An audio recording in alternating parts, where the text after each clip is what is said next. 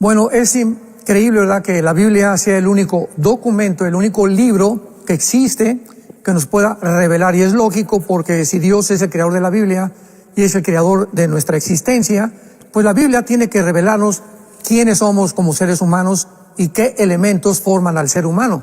Entonces, venimos a la Biblia y encontramos que el ser humano primeramente somos espíritu, tenemos un alma, vivimos dentro de un cuerpo. Son los tres elementos que la Biblia enseña que forman la constitución de un ser humano. Espiritualmente, Dios es espíritu, por eso puso su espíritu entre nosotros. Dice el libro de Eclesiastés 3:11 que Dios puso la eternidad dentro del ser humano sin que el hombre alcance a entender la obra que Dios hizo desde el principio. ¿Por qué? Porque tenemos que recurrir a la Biblia para que el Espíritu Santo nos diga, nos muestre, nos revele el programa y la agenda de Dios desde el principio que inició el universo. Entonces, teniendo en cuenta y considerando que los tres elementos que forman el ser humano son espíritu y alma y cuerpo, el Nuevo Testamento, lo vamos a ver en el Antiguo Testamento, lo corrobora también. Dice primera de Tesalonicenses capítulo 5, para que todo vuestro ser, espíritu, alma y cuerpo sean guardados irreprensibles hasta el día de la venida de Jesucristo. Dice Hebreos 4:12, porque la palabra de Dios es como una espada filosa que penetra hasta partir. Tengamos cuidado en lo que dice a continuación. La palabra de Dios es como una espada que penetra hasta partir el alma y el espíritu, dándonos a entender que antes de que fuéramos cristianos, el alma y el espíritu estaban mezclados, estaban amalgamados. Entonces, la palabra de Dios separa el alma del espíritu. ¿Con qué propósito? Para que ahora que somos espíritu, ya que hemos nacido espiritualmente, podamos tener contactos con Dios, y a través del contacto en el espíritu le comunica al alma. El alma es los sentimientos, las emociones, la voluntad y el intelecto. El espíritu le conecta al alma, le comunica al alma la información espiritual, que a través del alma imposible poder obtenerla, porque el alma, la mente humana, por más inteligentes que seamos o más sabio que sea la persona, es imposible que pueda entender las cosas espirituales. Dice 1 Corintios 2, porque el hombre natural no entiende las cosas que son del espíritu, porque para él son locura. Perdón. Entonces, es importante que entendamos esto para que podamos comprender la constitución que tenemos. Somos espíritu, tenemos un alma, vivimos dentro de un cuerpo. Entonces, el espíritu es la parte con la que tenemos comunicación con Dios, conocemos a Dios, adoramos a Dios y servimos a Dios, porque Él es espíritu. El espíritu le pasa a la mente, a el alma, la información espiritual. Insisto y repito, la mente humana no puede, por medio de la investigación científica o intelectual, conocer las cosas de la dimensión espiritual, porque el alma humana está amalgamada con el espíritu. Y para el alma y el espíritu humano sin Cristo todo es gris. O sea, para mí esto es igual, hombre y mujer es lo mismo para mí una mujer puede ser hombre, está confundidísima. Hasta que viene la separación del alma y del espíritu mediante la palabra de Dios, comenzamos a entender, a discernir la diferencia verdaderamente entre el bien y entre el mal. En la segunda carta a los Corintios, capítulo 5, el apóstol Pablo escribe estas palabras, dándonos a entender claramente la condición del ser humano al morir. Y dice Pablo, porque sabemos que si nuestra morada terrestre, él le llama morada, veamos las palabras que usa para definir el cuerpo, que es simplemente el envase donde vive el alma y el espíritu temporalmente. Porque si sabemos que nuestra morada terrestre, en segundo lugar, este tabernáculo, le llama morada terrestre, al cuerpo le llama tabernáculo, se deshiciere, o sea, el día de la muerte, tenemos de Dios un edificio, una casa no hecha de manos, eterna en los cielos. Dándonos a entender, Pablo, que al morir, este tabernáculo, esta morada, este cuerpo que está bajo la ley de la entropía o la ley de la corrupción, que está cada día desintegrándose, muriendo celularmente, al morir hay una nueva casa, un nuevo cuerpo que ya no va a ser el que heredamos de papá y de mamá, va a ser un cuerpo creado, ¿verdad? Glorificado completamente por Dios. Y por eso, dice el apóstol Pablo, versículo 2, gemimos deseando ser revestidos de aquella nuestra habitación celestial.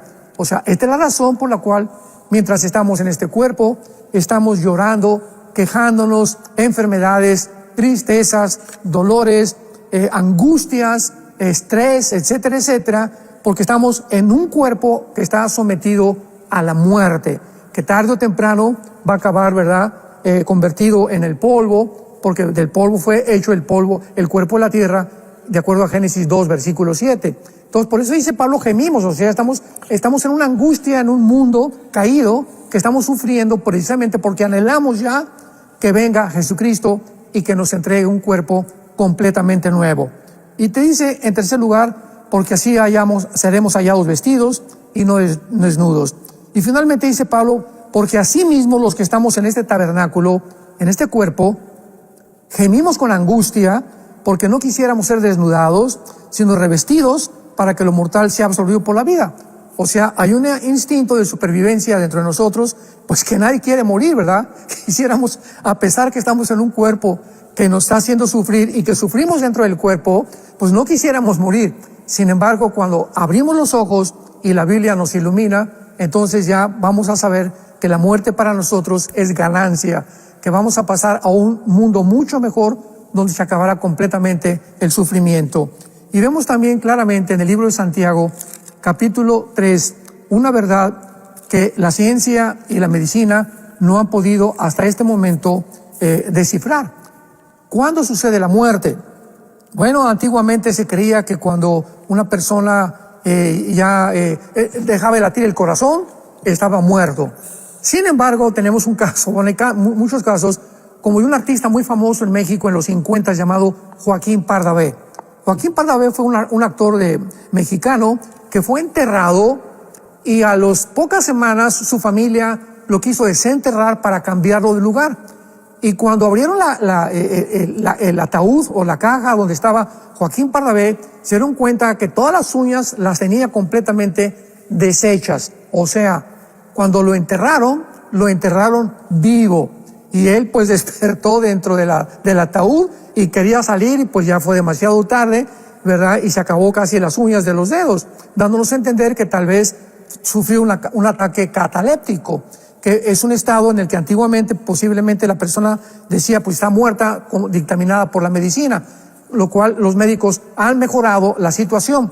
Después se ha probado el vaho. Cuando una persona muere le mete un espejo, ¿verdad? Y si ya no hay ningún vaho que salga de la boca, lo pueden declarar muerto, y también la muerte cerebral. Sin embargo, la Biblia nos presenta claramente el cuadro de la muerte. Dice Santiago capítulo 2, versículo 26. Santiago 2:26. Porque como el cuerpo sin el espíritu está muerto, así también la fe sin obras está muerto. O sea, ¿qué es realmente lo que le da la vida a nuestro cuerpo? El espíritu. Y el momento en que el espíritu se separa del cuerpo, como con el cordón umbilical con el cual nacemos. Cuando nace un bebé se le corta el cordón umbilical que lo unía al vientre de su madre y de ahí estaba la vida. Pero al salir a la vida, el cordón umbilical es roto y entonces nos adaptamos a la nueva dimensión a la cual vamos a acostumbrarnos para vivir. Lo mismo pasa espiritualmente. Al morir se rompe la separación entre el espíritu y el cuerpo, y es la separación del espíritu y del cuerpo lo que produce realmente la muerte. Así que toda esta revelación la tenemos en la Biblia para comenzar a entender qué es lo que la conciencia después de morir. Hay sectas dentro del mundo, muchas hasta se dicen ya cristianas, como los Testigos de Jehová, que fueron fundadas por el juez Russell en el siglo XIX, y que enseñan que cuando el cuerpo muere estamos dormidos, o sea, a la hora de la muerte estamos dormidos, y ellos lo atribuyen esto a las palabras muchas veces de Jesús en Juan 11, cuando murió Lázaro. Recordamos que en Juan 11 Jesús dijo, no, está dormido. Entonces, ¿a qué se refería Cristo con dormido, verdad? A que no había todavía una separación entre el espíritu y el cuerpo de Lázaro, porque cuando muere Lázaro, no muere para irse al cielo y ser glorificado, sino que él muere temporalmente, o sea, se separa su espíritu, se sale de su cuerpo, y el cuerpo sin el espíritu se comienza a descomponer. Esto es importante. Entonces, cuando Lázaro fue enterrado, ya tenía 3 días, y la Biblia dice que ya hedía, o sea, ya estaba en descomposición, las arterias, la circulación sanguínea, las neuronas del cerebro, el cuerpo estaba completamente ya, ¿verdad?, muerto. Sin embargo, el espíritu no se había separado de él. Por lo cual, cuando Jesús dice, Lázaro, ven, levántate, en ese momento le estaba ordenando Jesús al espíritu de Lázaro, no al cuerpo, al espíritu de Lázaro, para que bajara el espíritu, se volviera a meter al cuerpo de Lázaro, y era el espíritu el que le iba a proveer la nueva vida, o sea, a volver otra vez a reacondicionar todo el cuerpo que estaba descomponiéndose, porque el espíritu es el que da vida para que Lázaro resucitara de entre los muertos. Entonces, al morir, la Biblia nos habla claramente que no estamos en un estado cataléptico ni en un estado inconsciente. Veamos algunos ejemplos, tanto del Antiguo como del Nuevo Testamento. Veamos en primer lugar Génesis 25, versículo 8. Dice así: y exhaló el espíritu y murió Abraham en buena vejez, anciano y lleno de años, y fue unido a su pueblo. O sea, en el momento en que Abraham murió, ya no se supo más de él. No dice eso la Biblia. El momento en que Abraham murió, inmediatamente dice la Biblia que fue unido, o sea, su espíritu que sobrevive y el alma fueron unidos a los espíritus anteriores y a las almas anteriores, a su papá Taré, a sus hermanos que murieron, para que él pudiéramos saber que al morir somos reunidos con más gente que está esperando la resurrección, como vemos que lo enseña Cristo más adelante. Tenemos otro ejemplo en Génesis 35, versículo 29, 19 y 29, con mucho más detalles. Génesis 35, 18. Aconteció que al salírsele el alma, pues murió. Llamó su nombre Benoni y a su padre le llamó Benjamín. Vemos en primer lugar, muy importante, que al morir algo se sale de nuestro cuerpo. La Biblia le llama el alma, pero la palabra hebrea es muy importante porque es la palabra nepesh, con SH al final, nepesh. En el hebreo se pronuncia la SH con J, entonces la pronunciación hebrea es nepej. Al salirse el nepej, el alma. Esto es importante porque en el versículo 29 dice la Biblia, del capítulo 35 del Génesis, exhaló Isaac el espíritu y murió. Vemos aquí en conclusión que al morir dos cosas se salen de nuestro cuerpo: el alma, el nepej, y la parte espiritual, que es la palabra ruach, que se pronuncia ruach. Muy bien. Vamos a ver, esto nos lleva a la conclusión de que el alma y el espíritu son dos cosas diferentes, porque muchas veces se intercambia el alma y el espíritu para hablar de la vida, la dimensión espiritual en la Biblia, confundiendo y creyendo que el alma y el espíritu es lo mismo. De ninguna manera. Etimológicamente, el alma es nepej, el alma es ruach. Esto nos muestra etimológicamente que son dos cosas separadas. Y dice la Biblia, Isaac murió y fue recogido a su pueblo otra vez. Tanto Abraham como Isaac fueron llevados a su pueblo, viejo y lleno de días, y lo sepultó Jacob y sus hijos. Entonces vemos claramente que en la Biblia nos muestra que los patriarcas que murieron, o los hombres que morían, eran reunidos, eran llevados inmediatamente a un grupo de personas que estaban esperándolos, como dice la Biblia, que a nosotros también muchas veces nos están esperando muchos de nuestros parientes que están en el cielo, como lo vamos a ver en Génesis, en el cuarto sello más adelante. Pero vemos también claramente que en la Biblia se nos muestra que cuando Jesucristo baja al mundo, nos abre la cortina de la muerte y del lugar donde estaban los espíritus y las almas desde Adán hasta el día de Jesucristo. Entonces Cristo en Lucas 16, en la famosa historia del rico y Lázaro, dice la Biblia que contó la historia, que no es una parábola no hay nombres propios, que Abraham estaba en el fondo de la tierra con todos los que fueron reunidos. Recordamos que fueron reunidos con su familia, con su pueblo, y en el otro lado del Sheol, que estaba dividido, estaba el paraíso o el seno de Abraham. Y ahí entonces estaba separado el infierno o el Gena del paraíso del seno de Abraham. Entonces los muertos antes de Cristo iban al mismo lugar, al Sheol, que es el lugar de la sepultura y que se tradujo en la Septuaginta o en la versión de la Septuaginta, que fue la traducción del hebreo al griego, como Hades. Entonces, Hades es la palabra que se traduce del hebreo Sheol. ¿Qué había dentro del Sheol?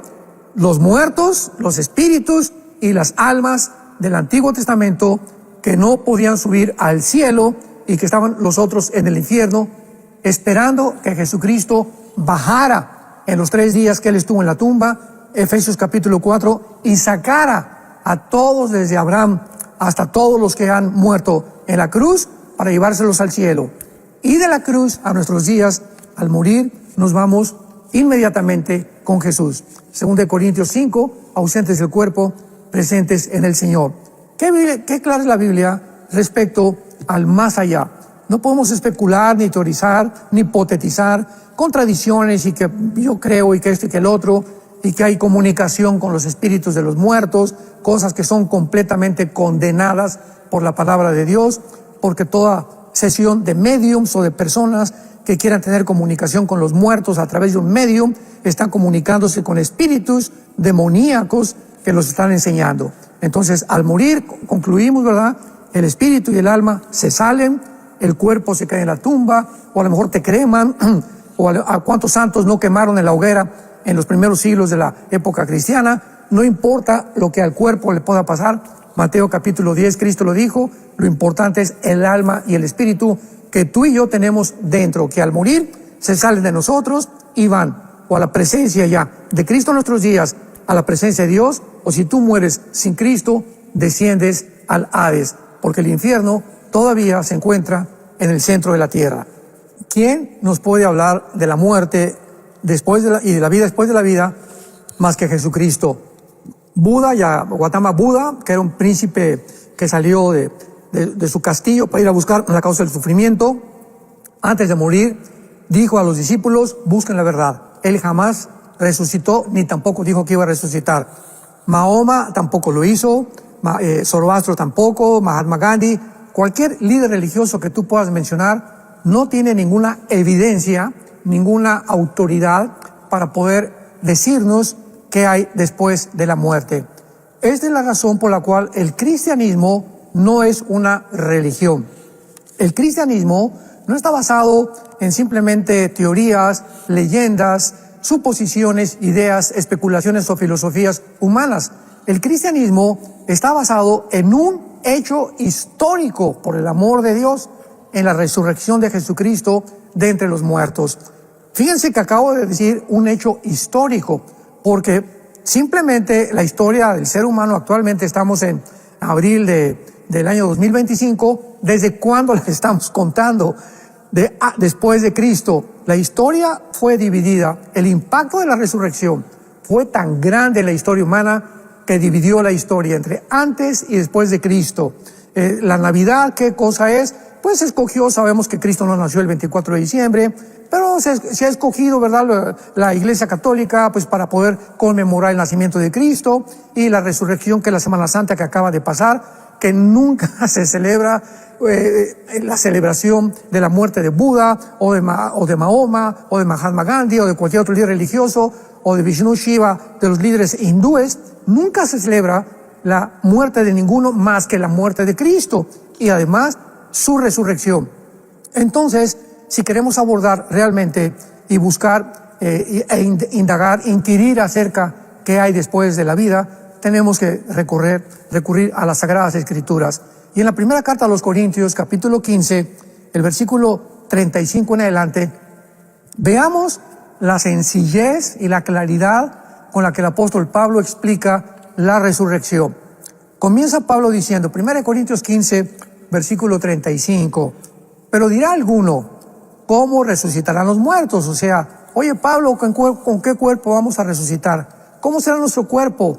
¿O cómo puede un cuerpo que ya está completamente deshecho en la tumba volver otra vez a vivir? Bueno, son preguntas bastante adecuadas. Sin embargo, Pablo en el versículo 36 les dice la palabra griega aprón, que se tradujo necio y que significa tonto. O sea, no estaba criticándolos ni tampoco estaba burlándose de ellos. Simplemente les dijo, mira, voy a darte un ejemplo a continuación que ilustra claramente lo que tú me estás preguntando, porque la misma naturaleza nos da testimonio de qué es la muerte y qué es la resurrección. Y veamos lo que Pablo usa. Necio, lo que tú siembras no se vivifica si no muere antes. Vamos por orden. Yo tengo una semilla de melón, de sandía, de la fruta que quieras, y la semilla de la sandía tiene un cuerpo, ¿verdad? La de la uva tiene otro cuerpo. Todas las semillas tienen diferentes cuerpos. Muy bien, ese es el cuerpo que no ha muerto. Pero cuando esa semilla se pone bajo la tierra o se entierra al contacto con el oxígeno, con el agua y con el sol, algo pasa con la semilla que se rompe y de esa semilla nace algo que no fue sembrado. El cuerpo con el cual sale el árbol de las sandías o de los melones o de los higos no fue lo que se sembró, fue algo completamente diferente. Entonces Pablo usa la naturaleza, la agricultura, para mostrarnos la resurrección. Lo que tú siembras no se vivifica, o sea, tiene que morir. Cristo lo enseñó. Si la semilla no cae a la tierra y muere, no lleva fruto. Ahí Jesús estaba hablando de su propio cuerpo. Si yo no muero, no puedo entonces realmente resucitar para poder darles a ustedes la esperanza de volver a vivir. Ahora dice el versículo 37. Veamos ahora la profundidad con la que la Biblia nos sumerge en esta investigación.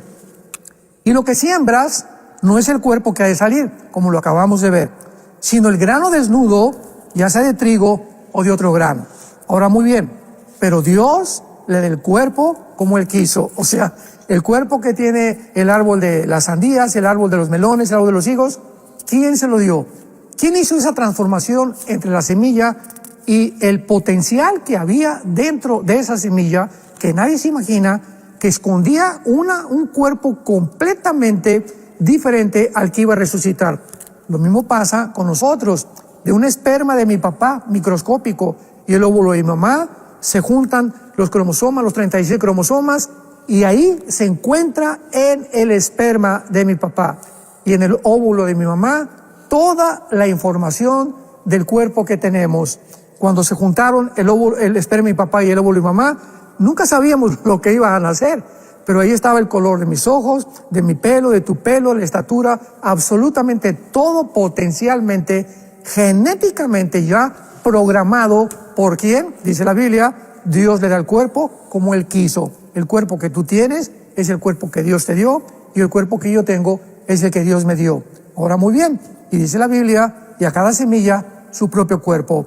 La uva tiene un cuerpo, la manzana tiene un cuerpo, la sandía tiene un cuerpo, el melón tiene un cuerpo, ¿correcto? Todas las frutas tienen completamente cuerpos diferentes. Ahora dice, y no toda carne es la misma carne. Observemos esto. Una carne es la de los hombres, o sea, nuestro cuerpo está diseñado para vivir de las plantas, para comer de las frutas, para mantenerse del agua, del oxígeno, que el oxígeno que respiramos es una mezcla perfecta de gases con el 85% de nitrógeno, oxígeno y otros gases. Es el cuerpo que Dios nos diseñó para habitar aquí en la Tierra, no en Marte. Por favor, Elon Musk, si estás oyendo esta conferencia, pon atención. No vamos a habitar nunca en Marte, ni en la Luna, ni en ningún otro planeta, porque aquí fue el planeta que Dios diseñó para que nuestro cuerpo se adaptara a este planeta y aquí viviéramos temporalmente. Ahora bien, otra carne es la de las bestias. Los cuerpos de los chivos, de las cabras, tienen pezuñas especiales para escalar los montes. Ahí donde vivimos nosotros hay muchas ardillas. Yo cada vez que voy en la mañana a hacer mis ejercicios, me fascina ver la gracia de las ardillas, cómo suben los árboles, qué facilidad tienen, cómo Dios les puso en las uñas la facultad de poder subir a los árboles y con una facilidad tremenda. Los leones tienen otro cuerpo, en fin, todas las bestias tienen un cuerpo diseñado por Dios para que puedan subsistir en el hábitat o en el medio ambiente en el cual Dios los colocó. Las aves tienen otro cuerpo completamente diferente. Dios puso a las aves unas alas, un cuerpo que nadie tiene para que puedan ellas sobrevivir en el aire. Ese cuerpo es diferente al de las bestias y al de nosotros. Y finalmente, Dios también puso el cuerpo de los peces. ¿Quiénes son los peces? Bueno, ¿verdad? Viven dentro del agua con un sistema branquial que les permite subsistir dentro del agua sin que nosotros lo podamos hacer. Nosotros tenemos que bajar dentro del mar o dentro del agua con aparatos, con oxígeno, porque nuestro cuerpo no fue diseñado por Dios para vivir dentro del agua. Y al terminar, Pablo nos dice algo muy interesante. Versículo 40. Pero también hay cuerpos celestiales. Se refiere a los cuerpos de los ángeles. Y esto es muy interesante, porque la Biblia nos revela que cuando los ángeles han bajado aquí al mundo, traspasando el espacio y el tiempo de nuestra dimensión física, cósmica, dentro de la cual vivimos, los ángeles tienen un cuerpo que se adapta a las condiciones de nuestro cuerpo y además come lo que nosotros comemos. Génesis capítulo 18. Bajó Dios el Padre. Dios el Padre bajó en Génesis 18 acompañado con 2 ángeles a visitar a Abraham y a Sara. Bueno, pues Abraham lee el capítulo 18 del Génesis, lo recibieron ahí y Sara fue a cocinarles inmediatamente un chivito, un cabrito, no sé, pero Dios el Padre se sienta con los ángeles a comer lo que estaba comiendo Abraham y Sara. Cristo también cuando resucita, recordamos que en el camino a Maús se encuentra con 2 discípulos y se sienta a comer con ellos, con el cuerpo resucitado, miel y un pescado. O sea, los cuerpos de los ángeles pueden vivir en una dimensión en la que nosotros no podemos vivir, pero también se adaptan a esta dimensión. Son cuerpos completamente perfeccionados por Dios. Y dice Cristo, ¿verdad?, claramente que por eso es diferente la forma en la que vamos a resucitar. Nos vamos a morir, ¿verdad? El cuerpo se va a deshacer. ¿Y cómo vamos a resucitar? Con un cuerpo completamente glorificado, semejante al cuerpo de Jesucristo. Y vamos en penúltimo lugar, a ver esto en el libro de Filipenses, capítulo 1, que nos explica, porque mucha gente preguntará ahorita, bueno, ¿qué? ¿Mi cuerpo será como el de Rambo? O muchas mujeres, ¿mi cuerpo será como el de Madonna? ¿O qué cuerpo vamos a tener cuando resucitemos? Bueno, la Biblia dice en Filipenses 3, versículos 20 y 21, lo siguiente: nuestra ciudadanía está en los cielos, de donde también esperamos al Salvador, al Señor Jesucristo, el cual transformará. Esta palabra, ¿verdad?, en el griego, metamorfosis, significa cambiará la forma de nuestro cuerpo, como cambia el cuerpo de la semilla y le da la forma de un árbol. Nuestro cuerpo, de igual manera, va a ser un cambio completamente de forma. Y nos va a transformar el cuerpo de nuestra humillación para que sea, léele bien, para que nuestro cuerpo resucitado sea semejante al cuerpo de la gloria suya. Respuesta: nuestro cuerpo será semejante con las características que tenía Jesucristo en su cuerpo resucitado. En primer lugar, no tenía sangre, ya no vamos a tener sangre, vamos a poder seguir comiendo, vamos a poder atravesar la materia física, nuestra composición atómica y celular será completamente diferente, y las leyes cósmicas de la gravitación, etcétera, etcétera. Cuando Cristo resucitó, 50 días después subió al cielo. La ley de la gravitación que opera en nosotros no operó en Él, y Él fue traspasando y violando las leyes físicas, ascendió al tercer cielo con su Padre. Nosotros también ya no vamos a estar sujetos a estas leyes cósmicas, y la forma de tu cuerpo, mi cuerpo, ya pues vamos a esperar muy pronto cómo va a ser. Pero estas serán las características que tendremos con el cuerpo resucitado. El capítulo 16 del Evangelio de Lucas, donde Cristo narra la historia de un hombre que era rico, ¿verdad?, y el mendigo que estaba a la puerta comiendo lo que el rico aventaba de su mesa. Mueren los dos, y uno está de un lado del Hades y el otro está del otro lado. Pero la Biblia nos muestra en el versículo 23, y estando en el Hades, o sea, en el centro de la tierra, que estaba antes de la resurrección de Jesucristo, Cristo no había resucitado, repito, tanto los muertos o los espíritus malos como los buenos estaban en el mismo lugar, en el Sheol o el Hades, en el centro de la tierra. Pero había una división donde de un lado estaba el infierno o los condenados, y de otro lado el paraíso o el seno de Abraham. Entonces, estando en el Hades, alzó sus ojos el que estaba en el lado del infierno, estando en tormentos. Veamos algo: al morir, pues este hombre, todos los gusanos nos comen los ojos, ¿verdad? Nos comen el cerebro, o sea, nuestro cuerpo es deshecho, ya sea que te ahogues, que te quemen, no importa. Entonces, ¿cómo es posible que después de la muerte mantengamos todavía la vista, la voz, la conciencia, Esto nos muestra claramente la conciencia después de la muerte, que la Biblia de una forma inequívoca nos asegura. Estando en el infierno, alzó sus ojos, o sea, los ojos espirituales que ahorita nos permiten ver la palabra de Dios y la mente, que tenemos la mente de Cristo. 1 Corintios 2, tenemos la mente de Cristo, que nos permite pensar con la mente de Dios ya para poder entender sus pensamientos. No pueden nunca morir, porque por eso se llama los ojos, la mente y los oídos espirituales. Alzó sus ojos y vio de lejos a Abraham. Versículo 24. Dando voces dijo, en el infierno las personas que están ahí tienen cuerdas vocales, no como las que tenemos ahorita, pero van a poder comunicarse. Van a poder ver, van a poder comunicarse. Dice el versículo 24 que le rogó a Abraham, envía a Lázaro para que moje mi lengua. Van a sufrir, van a experimentar, van a tener conciencia. Conciencia es la palabra, ciencia, conocimiento con dentro, el conocimiento interno que Dios puso en el ser humano que nunca va a morir. La conciencia espiritual. Qué importante es que mientras vivamos no cautericemos la conciencia, como dice el apóstol Pedro, porque hay personas que han cauterizado su conciencia a tal grado que ya eliminan toda sensibilidad y se convierten en bestias, se convierten en robots, se convierten en criminales, y como los nazis, ¿verdad? Hay otros ejemplos más que podemos mencionar en la historia. Pero también en el infierno, dice la Biblia, Abraham le dijo, hijo, acuérdate que recibiste tus bienes. En el infierno tienen ojos, pueden comunicarse, tienen conciencia y tienen memoria. Le dice a Abraham, recuerda, en tu vida van a recordar las cosas que hicieron malas durante su vida. Y finalmente, este hombre condenado le dice a Abraham, por favor, ve allá arriba, ¿verdad? Vete allá a San José, Costa Rica, y dile a mi familia que por favor crean realmente que se les aparezca un ángel o que algo sobrenatural suceda para que no bajen donde yo me encuentro. Y entonces Abraham le dijo a Moisés y a los profetas óiganlo. Entonces este hombre condenado finalmente le dice a Abraham, no a Abraham, porque si alguno fuere de entre ellos, entre los muertos, se arrepentirán. En otras palabras, si mi abuelita, mi papá o mi hermano ven a alguien que se pare de una silla de ruedas o ven a alguien que resucite, se van a convertir.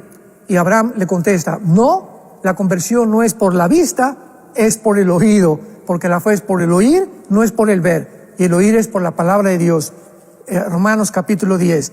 Entonces, qué importante es que nosotros entendamos que la conversión, la transformación espiritual es a través de oír la palabra de Dios. Entonces, no importa cuántos milagros podamos ver, Dios sigue haciendo milagros, no lo podemos negar. Que gracias a Dios por los milagros que sigue haciendo, y oramos siempre por milagros a Dios, ¿verdad? Pero los milagros no van a convertir a ninguna persona, porque Dios estableció que la fe sea por el oír la palabra de Dios.